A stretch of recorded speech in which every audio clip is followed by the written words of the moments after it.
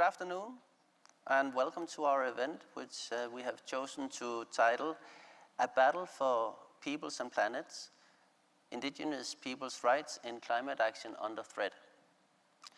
The objective of this event is to explore to which degree the rights of indigenous peoples are being respected in the negotiations rooms as well as on the grounds in the countries. The idea is to kind of take stock of where we are today, and we mean literally here at COP26 in the beginning of the second week with regards to indigenous peoples' rights. We have a panel of speakers lined up who will provide us with an impressive collective knowledge and insight into indigenous peoples' rights and human rights in climate policy. They are themselves indigenous representatives from 4 of the 7 socio-cultural regions of the world, and they can therefore also provide first-hand experience on how climate policy implementation affects communities on the ground. So just to present the panel, Tunga Rai, here to the right, is National Coordinator of the Climate Change Partnership Program at the Nepal Federation of Indigenous Nationalities. Melania Canales is President of the National Organization of Andean and Amazonian Indigenous Women in Peru, on AIPP, and she is South America Coordinator of the Continental Network of Indigenous Women's ECNIA. And then we have Na E. Min. She's member of the Executive Council of the Asia Indigenous Peoples Pact. Then we have Gideon Sanago. He is coordinator of the climate program of the Pastoralists Indigenous NGOs Forum of Tanzania, which is called Pingos Forum. And last but not least, Graham Reed, who is senior advisor at the Assembly of First Nations and co-chair of the International Indigenous Peoples Forum on Climate Change, which is also known as the Indigenous Caucus here at the COP. And my name is Stefan Tossell. I'm climate advisor with the International Workgroup for Indigenous Affairs, and we are co-organizing this event with NEFIN and with AIPP. And just to let you know that the event today has simultaneous interpretation in Spanish and English, and those of you who are attending either in person here or via the online COP26 platform for accredited delegates can access the language channels. Unfortunately, those joining us via YouTube will only be able to listen to the floor language. Apart from Melania, we will all be speaking in English. And finally, if time permits, we will open the floor for a couple of questions towards the end of the event. So, let's turn to the substance. I've been given one of these here. Today's event takes point of departure in paragraph 11 of the preamble of the Paris Agreement. And I think it's a very important paragraph, so I think it's worth, let's just have a read through it so we all remember how it is formulated and what it is about.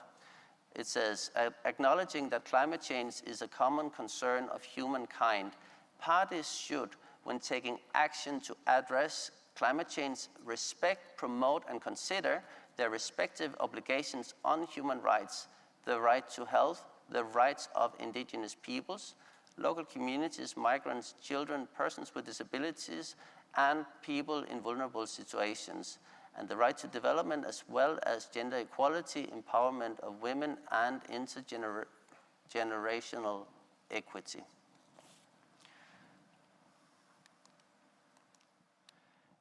Yeah, let's just leave it there.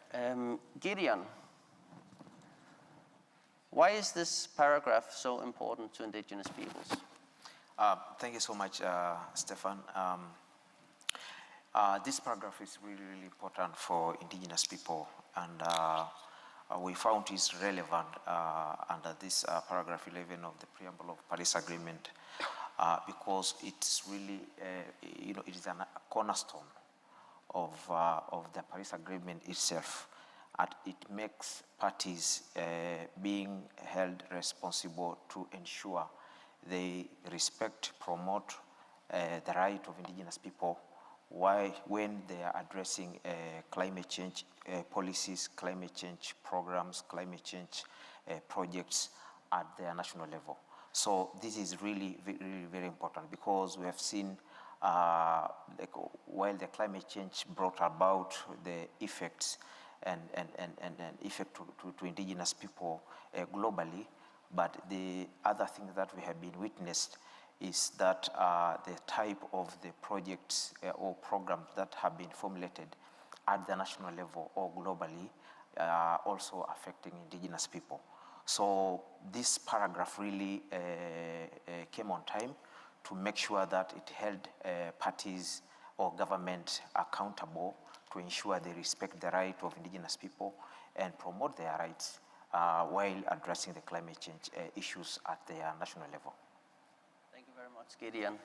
Thank you very much. And I think this about this international agreement trickling down to national policy, very key. Perhaps, Tunga, do you see the obligations of paragraph 11 translating into national climate policy around the world? Thank you, Stephen. When we say Paris Agreement, climate change Paris Agreement, one of the hope we hold on is the paragraph 11, and the word in the paragraph that is very important to us is human rights and the rights of indigenous peoples. So as to your question, how far this paragraph, this language has been translated into national or international climate action. So when you ask me that question, I am thinking of the communities back home and the realities in the picture of our communities comes to my mind. So if I start from there, then I have heard of a lot of stories and experiences of communities in different parts of the world. And also, we have seen many incidences in situation in different countries. So what that situation and stories tell us is that still indigenous peoples' rights and human rights are violated. How? Because we have been facing sort of, restriction to our customary livelihood and livelihoods, restriction to access to our land territories and resources. So we have been feeling a kind of cultural genocide or environmental genocide, and this is very structural. This is very, very much systematic. Putting system in place, we have been displaced from our land and territories in the name of climate action. So where is that language being translated in national action or in climate action at the international level? So this is the experience from different communities. If I can share my experience from my own communities, the Himalayas are melting so fast, and the glacier lakes are,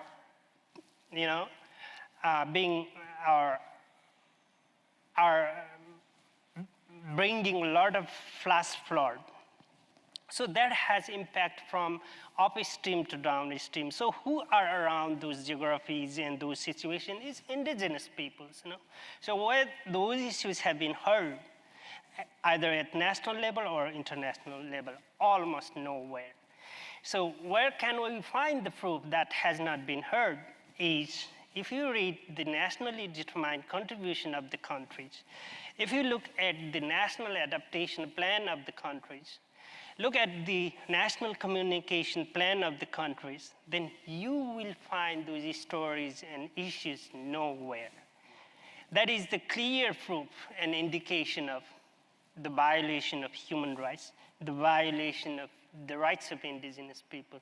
So precisely, I would say, those commitments, those agreements are not being implemented on the ground.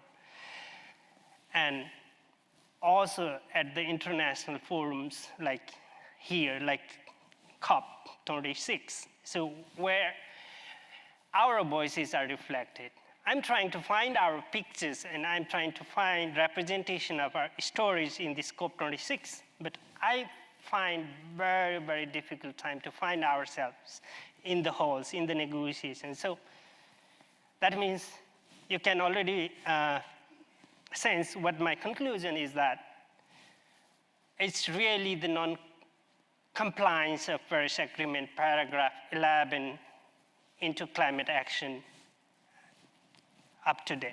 Thanks. Thank you very much, Tunga. And you gave examples already of how people in Nepal experience violations. Perhaps, Melania, if I can turn to you, we've heard that despite of the international obligations on respecting human rights and indigenous people's rights in climate action, that is not always trickled sufficiently into national policy, and especially not to implementation and climate action on the ground.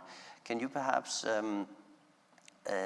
give an example of how climate mitigation or adaptation initiatives infringe the rights of indigenous peoples? Bien, bueno, saludando a cada uno de ustedes en nombre de la Organización Nacional de Mujeres Indígenas, Andinas y Amazónicas del Perú. Yo quisiera decir en el Perú, and I want to say that in Peru, when we are talking about mitigation and adaptation measures on the part of the government, but what is being created are those natural areas, natural protected areas, or the cultural patrimony, and those used to be indigenous peoples' territories, but then these protected areas then become part of the state's land or the government's territory. So it is a way of evicting us from our territories. This is what's taking place in many of these protected areas as indigenous peoples when they want to do their activities, like when they want to hunt or fish or collecting their fruits. They cannot go into these protected areas unless they have the authorization of the government. And this is a way of violating human rights because, first of all, we are being dispossessed of our land. And what we're seeing is that sovereignty, food security within those territories, within these territories and lands is being affected. And before, these lands and territories belonged to indigenous peoples, but then the government has taken over them. They say they're the owners. And so this is a great concern that we have now in Peru. And we have done a study about these dispossession of our territories and lands. They do it in a legal way. They do it with laws and regulations, and this really affects our collective rights as indigenous peoples. Thank you very much. Thank you. So that's the experience in Peru. Perhaps turning towards Asia, EE, the same question to you. Can you give any examples of how climate mitigation or adaptation or conservation initiatives infringe the rights of indigenous peoples? Yeah.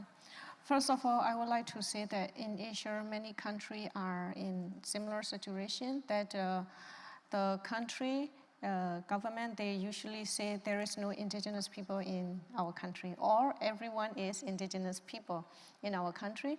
And another thing is like recognizing the rights of indigenous people in country law and policy, especially in relation to climate change responses. And there is a very limited space for indigenous people in Asia. And in addition to that, the traditional livelihood of indigenous people is not recognized in the climate change adaptation and mitigation, especially the rotational farming that indigenous people have been practiced over many years is seen as not sustainable. And even in the law and policy, there are plans for elimination of those practices. And the practice is not discouraged, discriminated, and even some indigenous people who practice their shifting cultivation are criminalized. And such in Thailand, the indigenous leader who protect their land and their livelihood has been killed as well. Like those kind of serious situations are the threat to indigenous people as part of climate change response. And for us in AIPP, we have done a study together with IWGIA and FAO on the shifting cultivation practices of 7 countries in Asia, which are like Bangladesh, Cambodia, Indonesia, India, Laos, PDR, and Nepal, Thailand. And in all those studies, we have concluded and find out that the practice of shifting cultivation is not harming to the environment, also not harming to climate change. And rotational farming with a fallow cycle of 7 to 10 years is sustainable, and the carbon footprint is with the limit of climate change level as well. And for indigenous women, being a woman, we would like to say that for us, we practice our cultivation and since the beginning of selecting seed, trying to do planting, weeding, and also like taking care of the plant growing and harvesting, and later preparing the food security of the family. Everything we live with our life and our culture and our everyday food are related to this kind of shifting cultivation. And thus, like those kind of respecting to our livelihood and our traditional practices are still needed to be part of climate change solution, which is happening at the moment. Yeah. Thank you very much. I think this is very interesting to get perspectives from around the world of how indigenous peoples in different regions, different contexts, experience the same challenges in terms of government policy working against them, which is a paradox in this, given that indigenous peoples around the world also are stewards of nature and conservation. Let's now turn towards COP26. Now that we have kind of learned of the importance of safeguarding the rights of indigenous peoples, both at international, but national, but also in implementation and community level. Let's look at COP26, where we are now, and take stock of where we are. And just to kind of frame that discussion, Graham, as co-chair of the International Indigenous Peoples Forum on Climate Change, can you provide some insights into how indigenous peoples here at the UNFCCC coordinate and execute advocacy for their rights? Yeah, awesome. So Anin, good to see everybody and good to join this panel with all of these incredible leaders. And I thought, one thing that would illustrate this question is the previous paragraph that we had. And the only reason why, there is direct reference to the rights of indigenous peoples is because of, leaders on the stage. And I think that sort of exemplifies how indigenous peoples engage in this space and stand up for their lands, waters, and territories. And so at the IPCC, or the International Indigenous Peoples Forum on Climate Change, we support, we're also known as the Indigenous Peoples Caucus, all those indigenous relatives who attend COP26 or any other COP and support their self-determination and their priorities within the space that we seek to create. I do want to acknowledge my fellow co-chair, who happens to be at the back of the room, as an example of, how do we support the while acknowledging the kind of specific struggles that have been shared, also work to advance collective solutions to the problems and those key priorities for our voice and for our advocacy. And that's inclusive of, as we heard here, the safeguarding and protecting of Indigenous rights. We also advocate for the equitable incorporation and treatment of our equally valid knowledge systems, science, innovations, and practices. We push for the full and effective participation of Indigenous peoples as nations and as governments, recognizing those affirmed rights under the UN Declaration on the Rights of Indigenous Peoples. And obviously, and I think it was articulated here quite eloquently, call on the need for urgent climate action that is transformative and in line with the target that, not only has been set out by parties, but when Indigenous peoples were negotiating the Paris Agreement, our desire was to keep global warming under 1 degree. And I think it's important to recognize, how we, share the connection that we have with the lands and waters and territories around us, and why, urgent climate action is so important. I think the final thing that I would share, and I think it, feeds into what are we doing here at COP.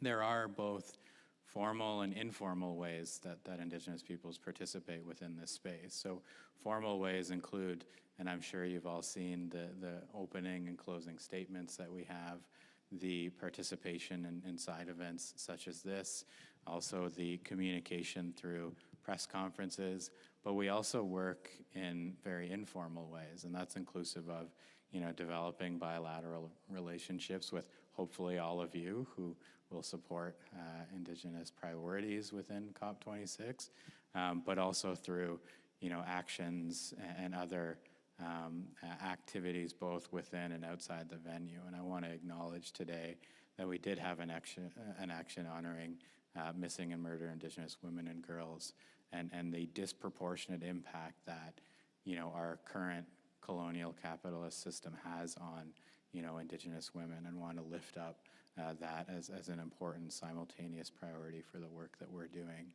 And then just to conclude, and I think, it's exciting to have this space and have all of you here, but we do also have an Indigenous Peoples Pavilion, which is another mechanism for more specific advocacy by Indigenous peoples, sharing their priorities and perspectives from back home in that space. And so I would encourage you also to check that out as a tool to, collectively reflect on, not only the systemic action that is required, but also that personal action in, acknowledging the validity of different knowledge systems and how we interact with the land around us, including those, more than human beings. And so I'm, really honored to join this circle and join this panel, and really look forward to all of the conversations from these incredible panelists at IWGIA.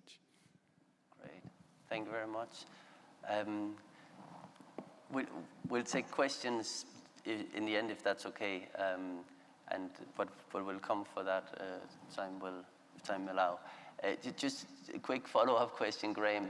We just, and sorry for not having prepared this, but we learned yesterday that Global Witness, I believe, came out with an analysis of the participation of here at COP26. I think the figure is at around 40,000 people, and that there are 503 delegates representing the fossil fuel industry, which as a single group, they are bigger than the largest country delegation here. And we don't have a figure on the number of Indigenous peoples, an exact figure that are here at the COP, but my guess is it's significantly lower. Any thoughts on that, also in terms of visibility, because they don't go around with signs, and obviously we hope that many of you here today are from this group of 503 people, because we really want you to listen. So any brief thoughts on that? Yeah, definitely. And I want to acknowledge first that even if we do or don't have a large delegation, like more common than not, Indigenous peoples, rise to the occasion of standing up for their lands and waters. And I think it's interesting that, these spaces created, and unfortunately, those have created the problem, get all of this airtime. And I would add to that 500, we also know, and I don't want to be too controversial about this, but we also know that, specific parties have, very conflicted interests with the ongoing maintenance of the fossil fuel industry. And so I think it's kind of ironic that we don't have the required conflict of interest policy that I know, for example, Indigenous peoples have been pushing for with environmental NGOs across the country. And then also to Stefan's second point, one of the things that the Indigenous Peoples Caucus has been supporting for several years now is the creation of a disability caucus, which in both circumstances is really about centering those voices that are not only disproportionately impacted by climate, but that have the solutions to address it. And so I'm hopeful that, like you said, Stefan, that those perspectives we can invite into the conversation in order to prioritize the solutions that we have exemplified here on the ground in our communities that involve our language, that involve our culture, that involve the responsible stewardship and governance of our territories, and we can simultaneously advance that decarbonization efforts, but at the same time, those efforts for decolonization, and doing that in a way that lifts up Indigenous peoples and their nationhood. And maybe I'd stop there. Thanks. And just because I'm conscious of that you have to leave in a couple of minutes, and thank you very much for being here. I'm just going to ask you the last question and then move on to the rest of the panelists. So now I think it's a good moment to kind of dig down to what are some of the key issues that are being talked about, that are being negotiated here at COP26, which relates to Indigenous people's rights and will so in years to come. These decisions that are being made here will have a huge impact on the ground. One of the thematics that are being discussed is this about loss and damage, so that's quite important for Indigenous peoples, especially the focus on non-economic loss and damage. Graham, can you explain why briefly? Yeah, definitely. And I think it comes back to the point that we shared here and that was shared earlier this week. The unfortunate reality is that our trajectory to addressing the climate crisis is not as positive as we would like it. And the implication of that is that we face severe loss and damage in our communities. And what that means is, the impacts, the disproportionate impacts of climate are affecting our very ability to interact with the land around us and practice our cultures, our spirituality, our traditional medicines. And so when we talk about loss and damage in the context of non-economic losses, we talk about it in the context of how do we put a number on the cultural and spiritual loss of, for example, losing access to our ancestral burial grounds? How do we put a number to the impact of being forcibly relocalized because, our island is now under sea? How do we put a number to, the impact in the Arctic of no longer being able to travel to harvest the animals that we have a connection with? And I think, what's important in this loss and damage conversation is really that it kind of transforms climate from this, bizarre, disconnected, mitigation-oriented problem to something that's very concrete. How are we going to support our future generations in their exploration of their cultures and languages? And how do we, through articulating that desire, acknowledge that the unfortunate reality is that we are facing these sorts of losses? And I think what's particularly important from the Indigenous Caucus perspective is also acknowledging that non-economic losses or loss and damage is not location specific. And we had mentioned earlier that generally Indigenous peoples are organized in 7 UN sociocultural regions from across the world. We're in 90 countries, around 400 million people. and all of which, irrespective of whether we're identified in a global north or global south country, are facing these sorts of significant cultural losses. And so, what we here talk about is that need for reparations, while at the same time that need for support to maintain the cultural, spiritual, and ceremonial practices that have enabled us to steward but govern our lands for thousands of years. And so, hopefully within this space, as folks are advocating for the inclusion of a permanent agenda item on loss and damage, we can make sure that we recognize the kind of geographical distribution of the potential for that. And also, we, in characterizing the concept of non-economic losses, we don't just fall into perpetuating that model of thinking that it's only valuable when you can measure it. And it's very difficult to measure these things, and I'm hopeful that you as participants and in the broader COP start to acknowledge why these things are so important, and why we use this language of non-economic losses to really, I think in my mind, talk about our identity, and hopefully we're in a position where we can support that. I also just want to apologize for heading out and want to really lift up all the incredible speakers that we have here, and really look forward to all of you interacting with all of them and learning and listening from them. So Chimigwech and Chimigwech, Stefan. Great, thank you very much, Graham. Thanks for your time here. Thank you, round of applause. Thank you very much. And just to, I should have put it up here, but the IIPFCC, which is the Indigenous Peoples Caucus, all the statements and press releases around that, they are on the website iipfcc.org. And Graham mentioned the Indigenous Peoples Pavilion. All 70 events are live streamed, many of them in multiple languages, and they can be accessed via iipfccpavilion.org, I think, so please go and have a look, and help share on social media, and so on and so forth. Great. Now, moving on.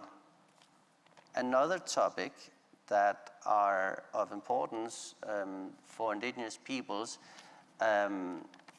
is around the Local Communities and Indigenous Peoples platform. This is a platform that was established in Paris, and it has now a facilitative working group which has existed for a couple of years. And this week, the new work plan for this platform will be adopted. Gideon, briefly, do you see this platform play a role in promoting the rights of Indigenous peoples in international climate policy? And if so, why? Thank you, Stefan, again.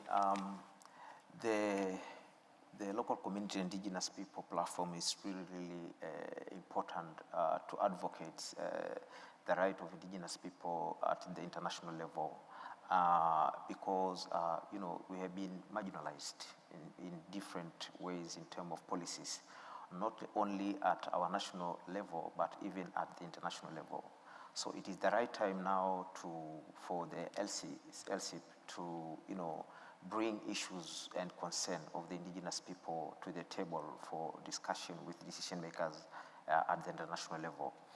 We have seen just a couple of 4 days ago, Indigenous people from the globe, including the traditional knowledge holders, came together to share their experiences, the knowledge on how they're tackling and addressing the climate change issues, together with the facilitative working groups who have been a committee or a kind of a task force that have been, trying to work together with the parties to make sure that Indigenous people issues are addressed within the text, different texts, and we have seen references come out under the SABSA. So I think, on my perspective, this is a very instrumental body that bring all indigenous people together with parties to discuss about how they are affected with climate change and formulate important policies and issues that of paramount to them. So we have seen knowledge holders came together, discuss with parties, share their experiences and how they are affected with climate change. So this is an important task, platform that try to bring about issues of indigenous people from the local ground level, to the national level, to the international level, such as UNFCCC. So this is it's really helpful, and we look forward for the next 3 years work plan that it will advance the already existed work that have been done perfectly, and it is our hope that a lot of indigenous people will be carried forward and we'll see the outcomes of the work plan ahead in the next COPs. Thank you. Thank you very much, Gideon. Great to have those insights. Let's turn towards one of perhaps the most discussed topics here at the COP, not only for indigenous peoples, but for all. This is about the rulebook for Article 6.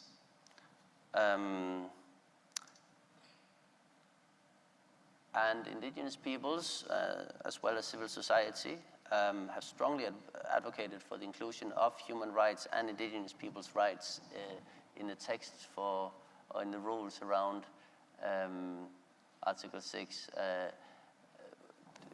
Tunga, you are following the negotiations, and can you tell us what is of particular importance for indigenous peoples in these talks around Article 6, and also perhaps a bit reflect, just for people to understand, because having a reference here and there, why is it important? What impacts will these decisions have on people on the ground? And maybe also just briefly introduce the kind of the main content of Article 6 and why it's so controversial.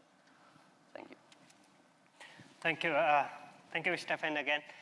I think before responding to your question, also, again, I would like to a little bit give the context to the audiences who are online and also in person here, why we indigenous peoples are here and what brings us here, what helps us to come here.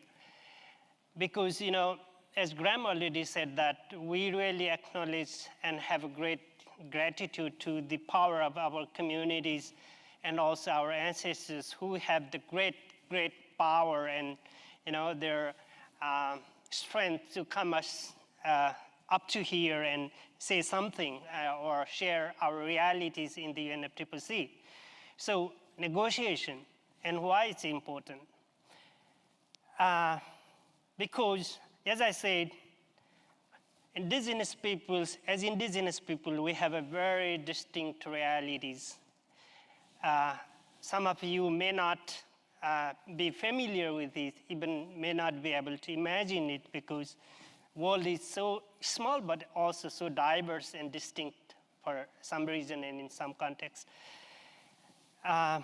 So, before going to the Article 6, I would also like to respond a little bit or touch up a little bit on the political declaration of the World Leaders Summit here in our context and what that really means and what that really indicates to us, at least us as indigenous peoples of Nepal.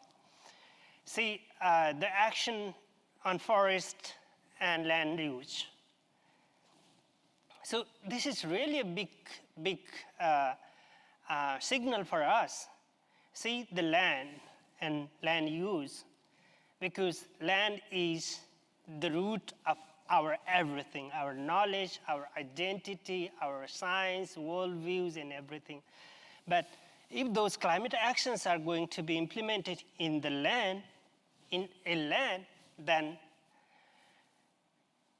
is there not a big threat that our roots are going to be like, we are going to be uprooted, see? So this is a very big opportunity to also collaborate with our allies and with our other partners, but also it has a lot of potential impacts. And now this political declaration also links with the negotiation in Article 1. Article 1 is about climate mitigation. They talk about market approach and non-market approach. Seriously, if you think about my community, our people never think of the reality that I drink water, I buy water to drink in Kathmandu, in city. They never buy water to drink. They get it from river, they get it from the spring. And they never realize the reality that I live in the reality, I have to buy water for drinking.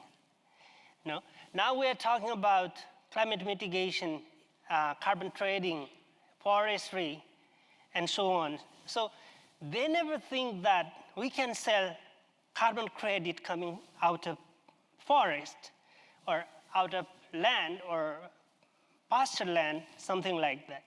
So see the gap, Negotiation here is about the modalities and framework of market approach, non-market approach.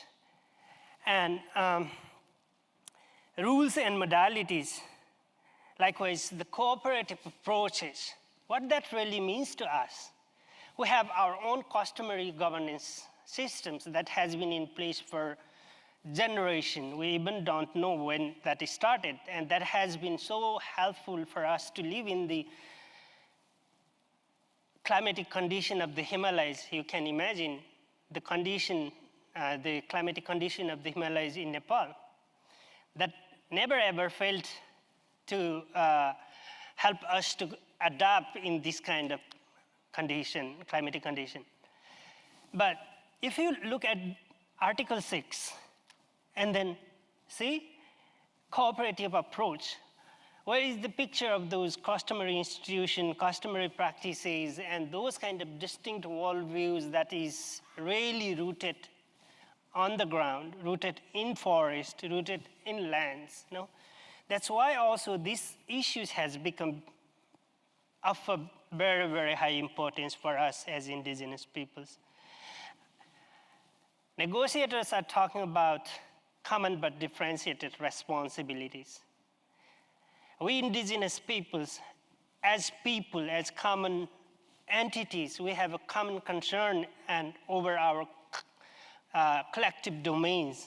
But where those actors are in picture, in the cooperative approaches, in the rules and modalities.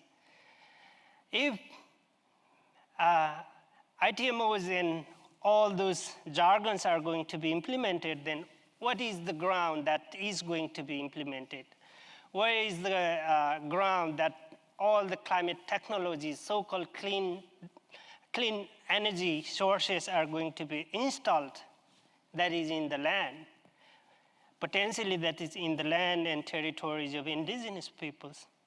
That's why also it's very important for us. It's very much of our concern. So we have a lot of allies, non-indigenous actors, and people around the world.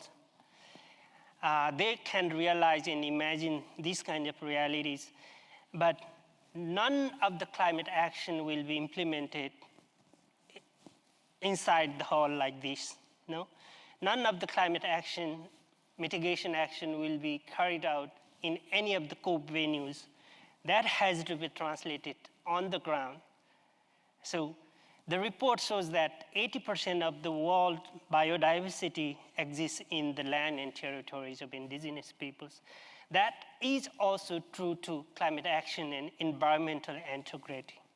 So if that is the fact, then where is the space for indigenous peoples to speak out and share our knowledge in the negotiation on climate mitigation, particularly on Article 6?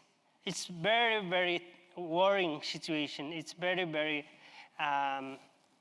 urgent situation that indigenous people should have some space to share those views and that knowledge in Article 6. But we have experienced that indigenous peoples come from all socio-cultural regions, 7 regions, but we have given 2 slots, 2 tickets or 3 tickets to get in.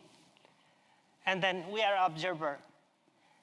UNFCCC is the supreme body. But those knowledge exist for a generation that's way older than UNFCCC. All of us know that UNFCCC was established in 1992, but that's younger than me.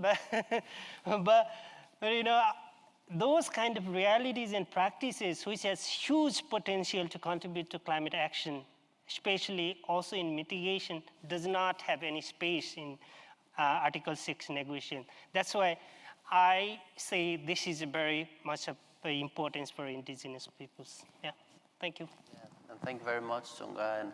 And I also know that, round of applause to Tunga.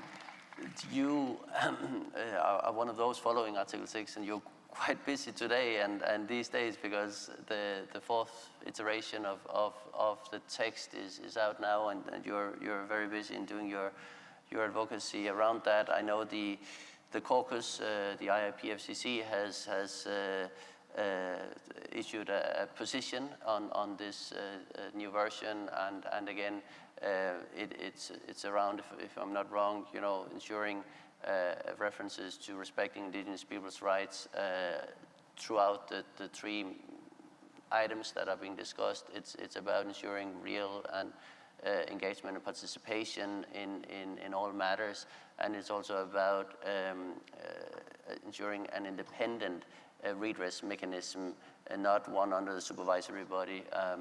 And again, these positions are available online, and we hope that state parties will listen into this.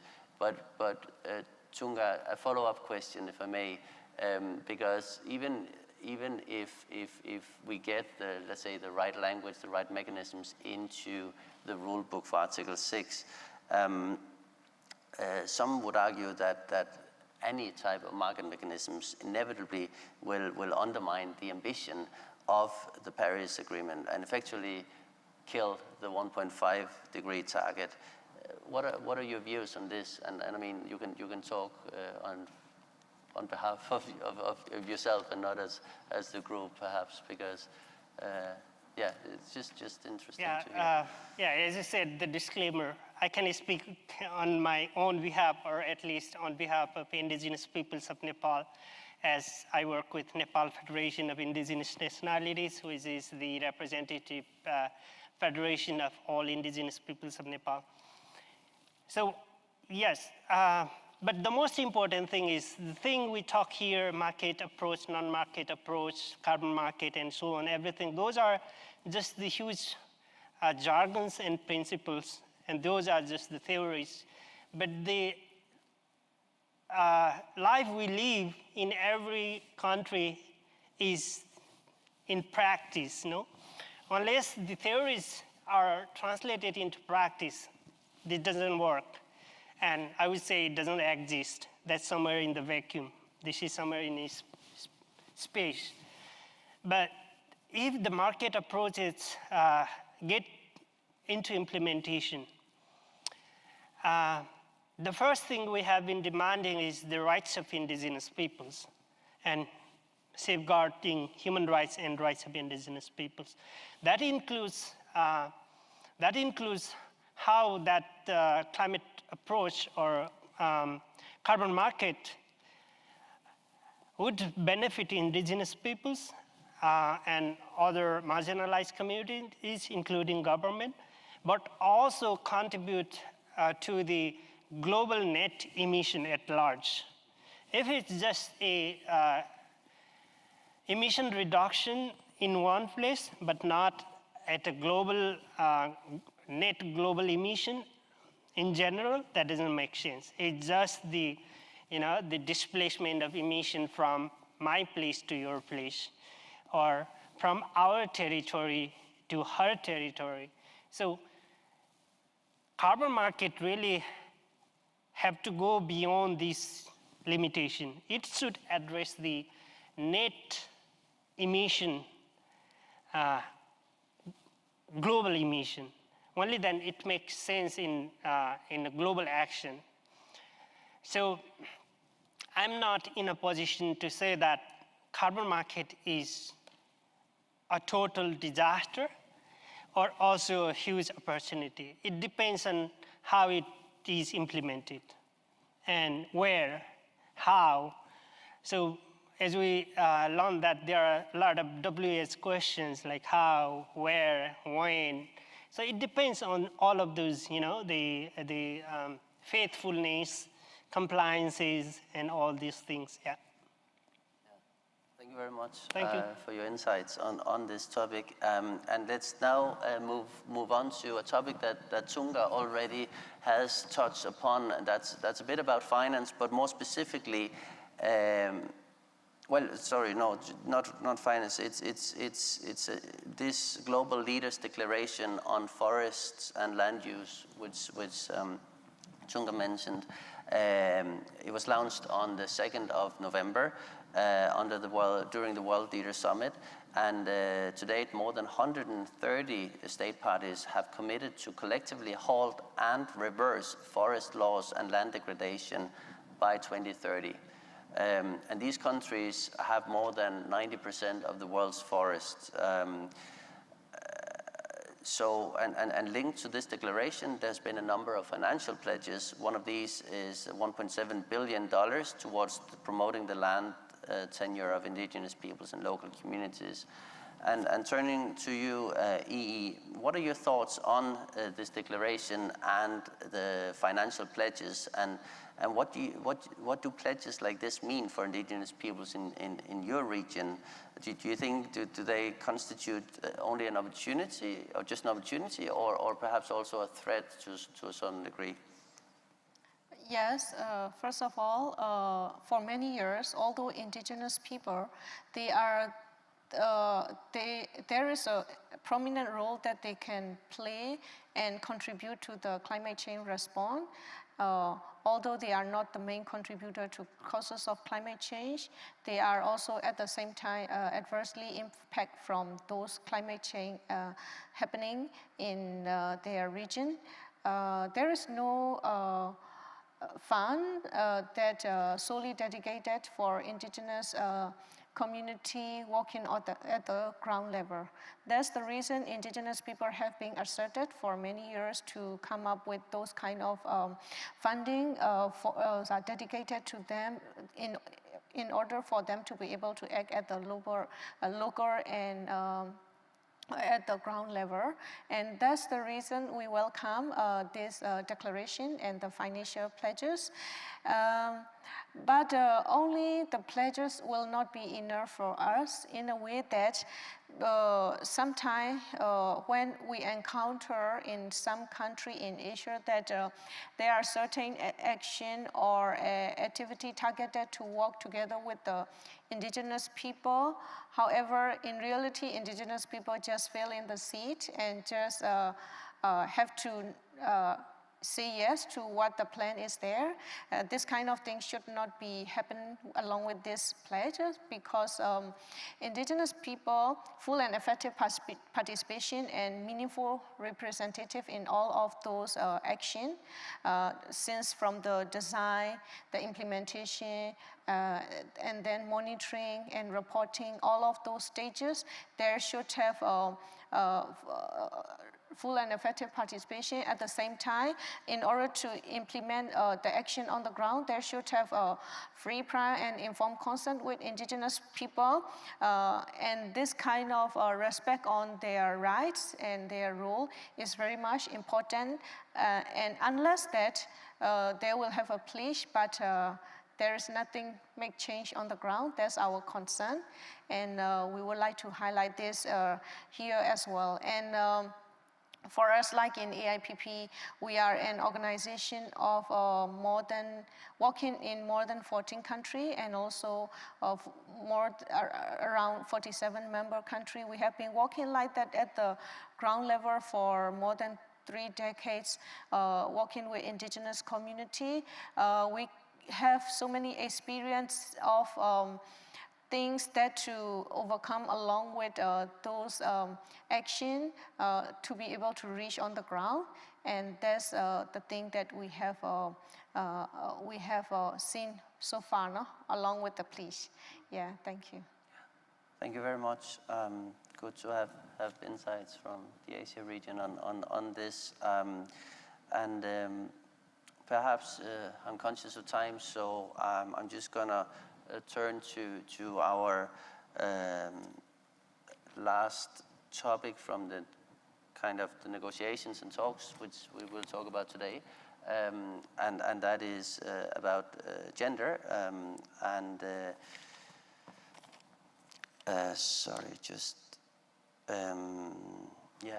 Melania.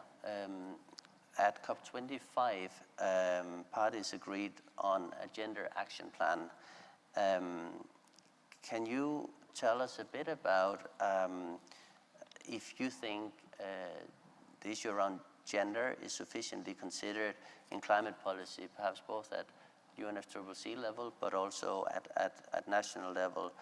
And can you also reflect a bit on what indigenous women are bringing to this COP and what they expect to get out from this COP? We've already heard Graham reflect a bit on this, but it would be very good to hear from your perspective as an indigenous woman and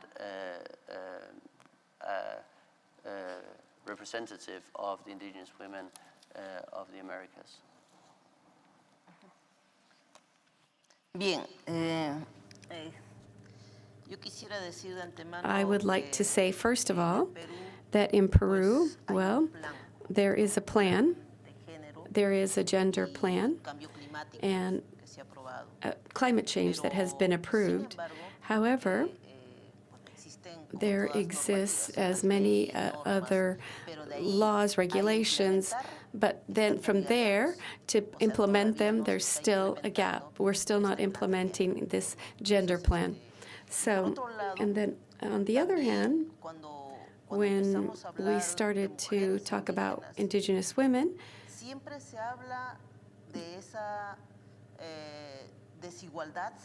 it's always spoken of the inequality between men and women, but other systems of inequality or domination are not being discussed, like racism that is indigenous women are experiencing, or like colonialism or extractive industries. Extractive industries, for example, not only are we talking about extractivism, destruction of Mother Earth, Mother Nature, but also the extractivism of our knowledge, which is another way of extractivism that we are experiencing as indigenous women. That's why not only do we need to talk about the inequality that exists between men and women. I think that that's important to take this into account. And likewise, what I also see is that there's no commitment. There's no financial commitment, as can be said. We've heard at this COP, there's no commitment for indigenous women that are organized. It's spoken of indigenous peoples in general, but not as of indigenous women that were also affected in a different way by climate change. It's not the same way that we're being affected as indigenous women, so we have to take this into account as well. And also, as indigenous women, our agenda is always focused on the struggle of protecting our territories, our lands and territories. We think about it in a holistic way. Not only do we think about the forest or the river, not only do we think about the glaciers, rather we're always thinking about it in a holistic way, the complete gamut. Because if our forests are affected, it's going to affect everything in our territories. It's going to affect the oceans, the glaciers. So I think that this is part of our struggle as indigenous women. And in the same vein, as Indigenous women, we have been reevaluating, recovering our knowledge, our wisdom, our science, and our ancestral technology. In spite of the fact that they've always said that your science, your technology, it's useless. However, as Indigenous peoples, we've always had science and technology, and especially within that framework, we have continued to work on the recovering of this knowledge for adaptation and mitigation. For example, the harvesting and of water, which is an ancestral way of knowing as Indigenous women. So I think that we are transmitters of this knowledge and wisdom. So this is something that we have been working on, and we're talking about this at this COP. Additionally, we are seeing, as the topic mentions, intergenerationally, not only do we have to keep this knowledge as women, but rather we have to share this intergenerational knowledge with the young women so that they can continue to reassessing and thinking about future generations, not just about the present, but always about future generations. As Indigenous women, we always say that we are just here, we're passers-by. We have inherited our lands and territories from our ancestors, and now we have to leave them to future generations. So I think that this is what we have as a voice as Indigenous women from Latin America. Thank you very much. Yeah, random applause there. The work that UNAMIAB is doing in Peru is amazing, and also here, you mentioned a lot of important things there. Just one thing, and I think that goes towards this focus about forest. That you mentioned this about looking at the territories as a whole. You know, not just focusing on the forest, but all the ecosystems, because it's all interrelated. So what's happening in the mountains, the Andean mountains, will affect the Amazon forest as well. And so I think that's a call as well for international cooperation to not forget or only purely focus on forest communities. Thanks so much. Melania, we have to move on. Just before we do the Q&A here, we should perhaps have a quick look at into the future here. Gideon, the next COP 27, we hear that it'll be in Africa, and you're from this region. Can you tell me if Indigenous peoples in Africa have particular hopes or aspirations for COP27? And also, can you tell us a bit about how the Indigenous peoples in Africa are organizing themselves as representatives and also with communities on a national level? Yeah, please. Yeah, thank you. Africa region is one of the hotspots in the world, and Africa have affected by the impact of climate change in so different ways, including severe droughts, floods, diseases, both for livestock and people. A lot of poverty has increased. So we are looking forward to host the next COP27 in Africa, where it is a vulnerable region on climate change related issues.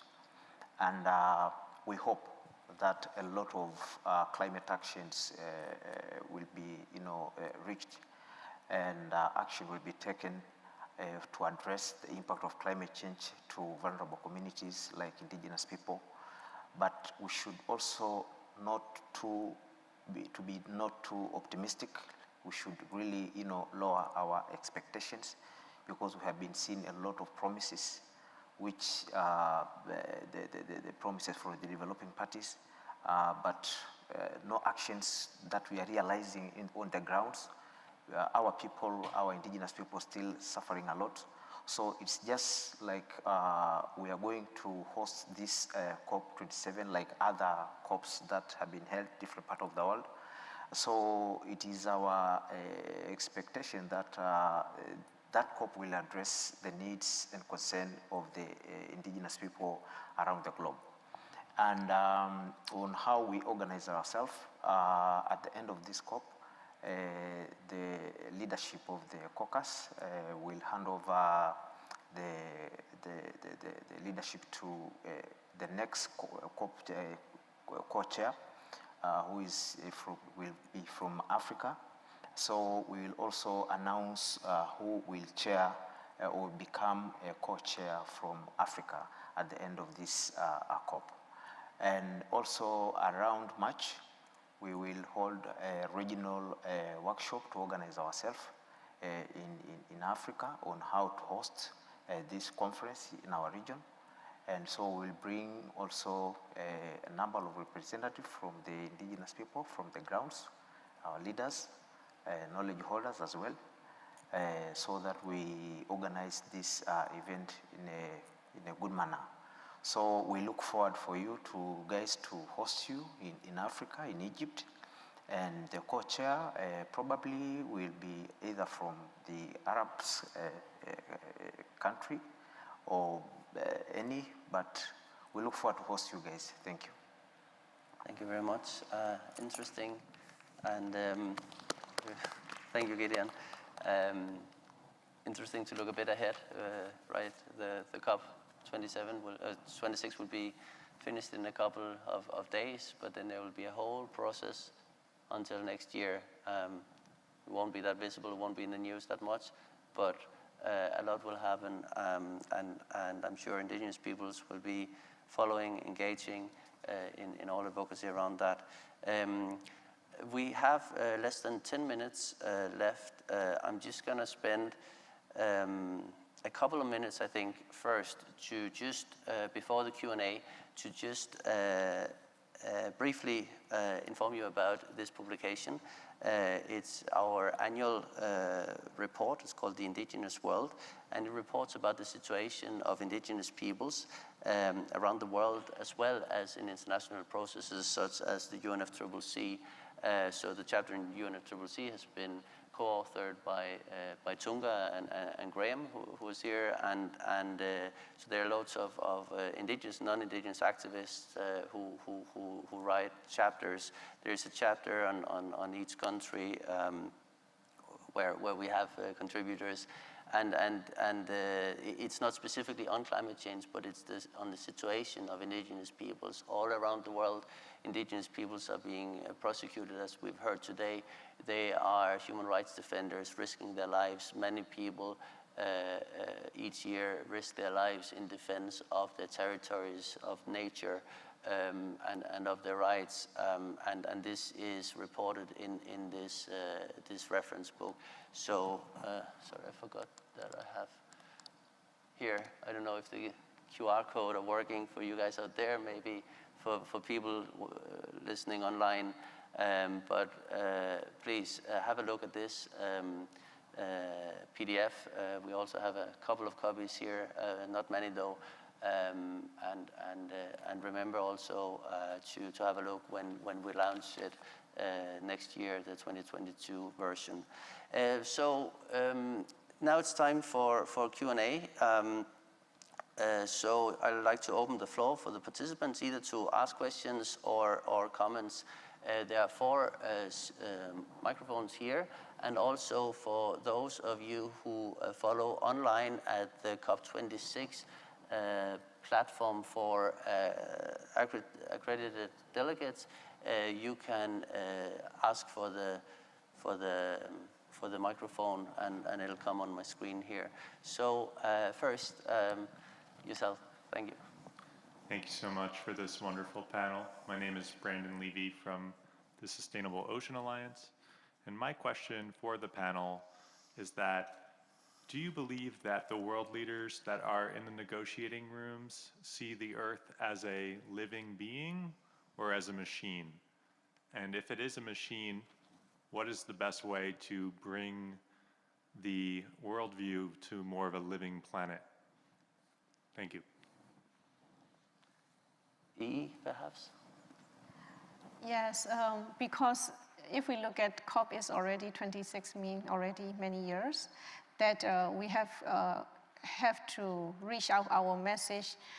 The world is crying for many years, and indigenous people, for us also, we are living with nature and living with all our life depend on this nature. But for us, the thing we care for to become the interest and the value for them is take also time. But the most important thing is that people, every human being, they will try to stand on their point that they have bring up for. But climate change is not for that, and climate solution will not work with one perspective, standing on their own point, looking at the world and the earth as kind of a non-living thing.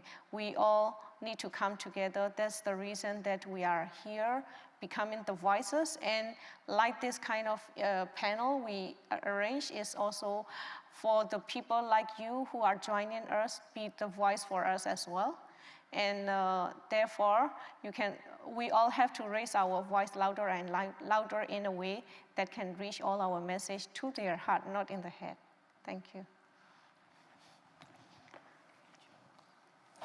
Tania? Sí, muchas gracias.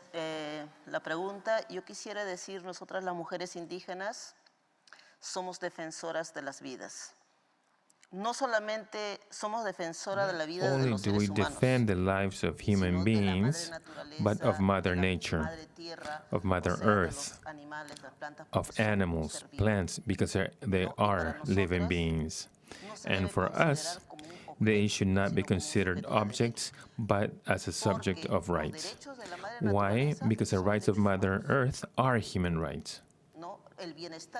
The well-being and the peace that Mother Earth is in is our well-being as human beings.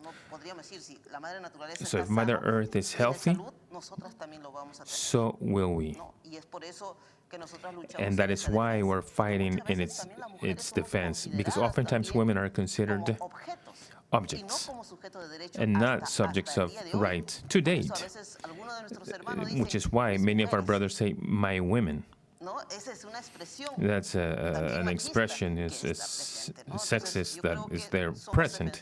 So I believe we are defenders of Mother Earth. Very much, Melania and E, for good responses, very insightful. We have just less than 3 minutes left. Unfortunately, I think there'll only be time for one question more, and a quick response. So please go ahead. Thank you.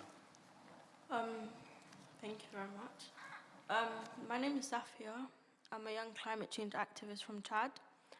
And my question is, why aren't more minority communities such as nomadic communities being more represented at COP?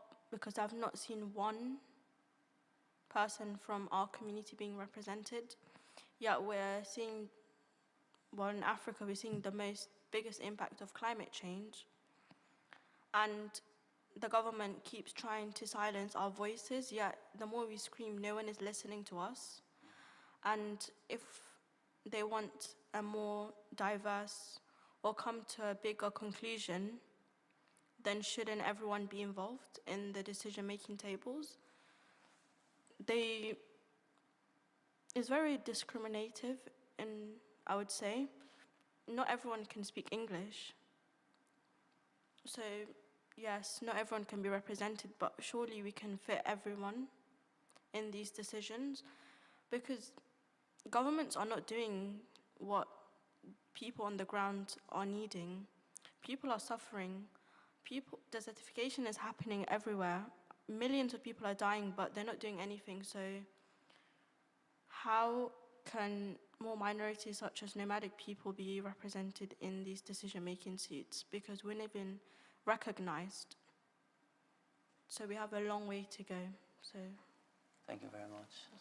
I think, yeah, just a round of applause for this comment. I think it's more comment than a question, but, and you're so right, perhaps Gideon, final, just a brief thought on this. Thank you, and I congratulate you to be here in the UNFCCC. I am from the pastoralist communities. I'm a Maasai, so you are my fellow nomads, and I representing the voices of the pastoralist communities. There's also Hindu from Chad. He is also from the pastoralist communities. So we are trying to bring the voices of the nomads people to these negotiations. And also back to our homes, we are trying to coordinate ourselves to make sure that, you know, we address the right of indigenous people, pastoral indigenous people in Africa. But you are very right. In Africa, we are facing, you know, this lack of recognitions, and it's really make us become more vulnerable. So our way of living, our way of, you know, grazing and with pastoralism is seen as primitive, and it's seen as it is a backward way of living. But that is our livelihoods. So we are trying harder to make sure that our voices are heard at the national level, at the international level, and work together with our brothers and sisters from the globe to ensure that our issues, our rights are really heard within the context of climate change generally. So thank you, and I congratulate you. Thank you very much. Thank you all. It's been an honor to have you to be moderating this event today. So I wish to thank the panel of speakers and the audience who have been here today. A random applause to everybody here. And we hope that everybody will listen and remember these messages today about, you know, the importance of safeguarding indigenous people's rights in climate action. And so please keep up the good work that you're all doing and the advocacy that you're doing out there. Thank you very much. Thanks.